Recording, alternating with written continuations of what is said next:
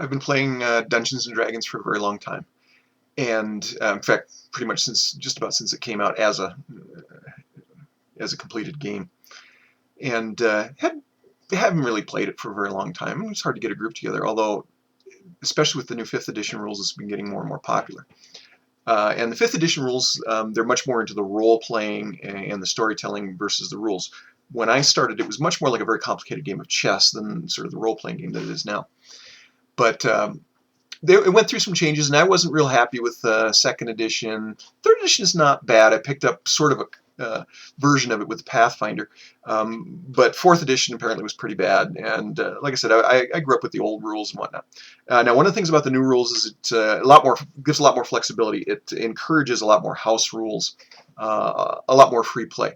And this is something I did right from the get-go. I wasn't a stickler for the rules when I used to get roped into dungeon mastering a lot. I much prefer play, but a lot of the other guys wanted to too, and so I generally got voted to be the dungeon master. And I was pretty good at it. But one of the things I did is I would flex with the play. I wanted everybody to have a good session. I didn't want everybody to have their characters killed out immediately and, oh, well, that was boring. I wanted it to be interesting. So I would fudge rolls and let guys get away with stuff, one thing or another. But 5th edition apparently really encourages this. And now I just started picking up some 5th edition stuff. But first, I've got my old stuff. Now, this was not a 1st edition. This was the original Dungeons & Dragons basic set. This was actually 1978. Tells you how long it's been. Had a ton of fun with this thing. This was the introductory thing. Now, these others are 1st editions. And the first one I picked up was actually the Monster Manual. And I got the original Monster Manual, Advanced Dungeons & Dragons Monster Manual. And this is a 1st edition. It's in good shape. I used them, but I sure took care of them. Then I picked up the Player's Handbook. And again, 1st edition. And then I got the Dungeon Master's Guide. And I played with a number of groups where you weren't supposed to even own this because it gave secrets or whatever. And, I'm not going to remember all that stuff anyway.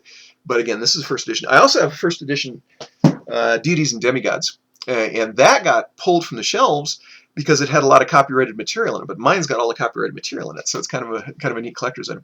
And I bought a number of the Advanced Dungeons & Dragons rule books as they came out. So I've got, let me see, probably about 5 more, and there were others. But I picked up the ones that I wanted to add to my collection. When they moved on to the 2nd edition and whatnot, I sort of lost interest.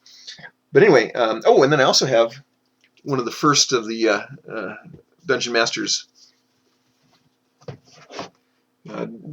screen, and what you do is this has got a bunch of the more commonly referred rules here, more commonly referenced rules on the inside, so you can look at a lot of the tables and whatnot. The newer game is much more streamlined. It doesn't require near the tables that the old game did. But the old game really wasn't that bad. I mean, you just refer to the tables. And this you set up in front of yourself while you're dungeon mastering. And what it does is allows you to hide notes, and you work behind it. And if you're throwing rolling dice to see what the outcome of stuff is, and it's supposed to be secret, then the players can't see it. They can't see you taking notes, looking at your notes, whatnot. But anyway, this was an old one. I don't know if this has even got a date on it. Let's see if it's got any kind of a date on it. Yeah, I don't see a date. But this was one of the very first of the from TSR, which was the original publisher, first official Dungeon Master screen. I think I got some real fancy ones now.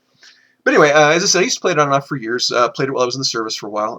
Haven't played it much anymore. A lot of adults didn't care for it. It's hard to get a group together, and it is kind of a time-consumptive activity. I mean, you do end up spending quite a bit of time. And now, as far as I'm concerned, quality time.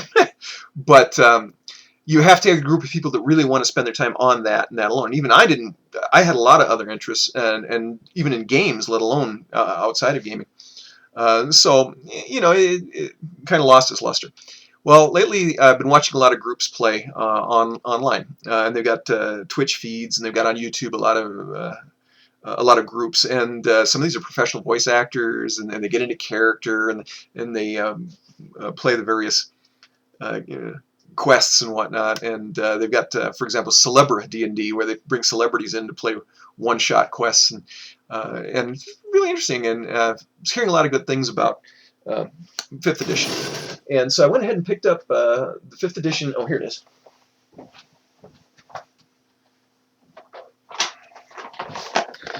So now I didn't read a lot of good things about the 5th edition starter set. It's not expensive, but there just wasn't a lot of meat to it. They didn't include a lot of stuff in it. This came out. This is the Essentials kit, and it's a good starter kit, is what it is. It's got it's got the standardized rules. That my old basic set, the rules were actually considerably different. They were much simplified and different from the Advanced Dungeons & Dragons, so there was some adjustment jumping from one to the other. All this is just a slightly abbreviated set of rules. And well, in fact, the rules are complete, but a lot of the add-on stuff isn't included in this set. But it did come with a rule book, a map, some markers. I still think the Pathfinder beginner set was a better deal, but this was good. I got it on sale, so it wasn't terribly expensive. And as a matter of fact, you can actually go online and download rules and just start playing for free. But it comes with a set of dice and everything, but it reminded me of my old basic set. So I went ahead and picked this up. It looked very interesting. I mean, it's slick, it's well produced, the rules look good, and found another one on sale. And this is about half price, and it's a collector's set of the core rule books. Now, even the original Advanced Dungeons & Dragons, they had a ton of addendum that they added on. They had stuff that was coming out in Dragon Magazine. They had extra books. You can get modules with maps and pre-made quests, essentially. And you can do the same thing nowadays. So you can play D&D with that Essentials kit. You don't need anything else. You can go from there. Or like I said, even a lot of the free downloads, you can start with the downloads and go from there. But the only thing you really need to purchase is pencil, paper, and some of the dice. And you're ready to go. And that one comes with the dice. But anyway, so I got this one because I was into the fifth edition. Looked very interesting, and I collect the stuff anyway. But this was a good deal. This was actually less expensive than buying each of the books individually, and yet it's a quote-unquote limited edition. It's got some foil finish on the books. So I got the case it came with. Get rid of that. Comes with another DM screen, much fancier and newer than my old one, and again, it's got reference materials on the inside. Gives you something to hide behind. It's kind of a foil finish. It's neat. It's lower than my old one, though. I don't know. And then we got the new books. And again, these are a little bit of a foil finish on the books, but I got the new player's handbook. And these are slick paper. These are very well constructed. And this has got all the new rules. And this is the more complete. It's got a lot more additions than the Essentials kit. It's got more character classes, more spells, more monsters, and so on and so forth. But they've got the player's handbook. Then I've got the new monster manual, which is a lot of the standard monsters. I gathered that they've balanced. Again, I haven't had a chance to really go through it. I just got it here a couple days ago. But I think they've balanced the monsters and the gameplay a little better. And then they've simplified things. And one of the old rules that used to throw people big time was figuring out how to hit you're in battle and you're trying to hit somebody, and it's with their armor class. And the lower the armor class, the better the armor. Well, they've reversed that and they've simplified the dice rolls. Just makes it a lot easier. But so I got my monster manual, which has got all the old standard monsters in it. And of course, they've got extras with more and different monsters and whatnot.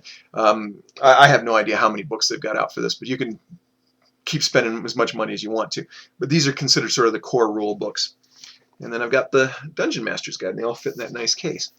But it's kind of interesting.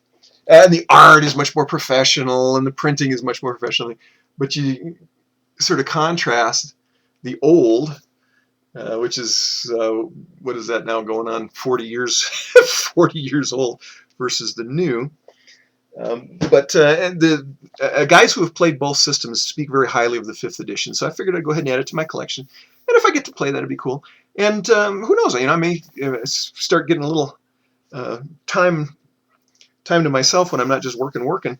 And it might be nice to get a group together. And as I said, I used to DM for years. Everybody liked me, so I can put together. Maybe I probably won't. I used to always like to put together my own quests, but I'll probably purchase something that we can play through and then throw together some generic characters for people and just invite some folks over to just play. Simplify the rules for them a little bit and just go. And it might be something I get back into. Who knows? But that's my new set. My kind of splurged a little bit, spoil myself.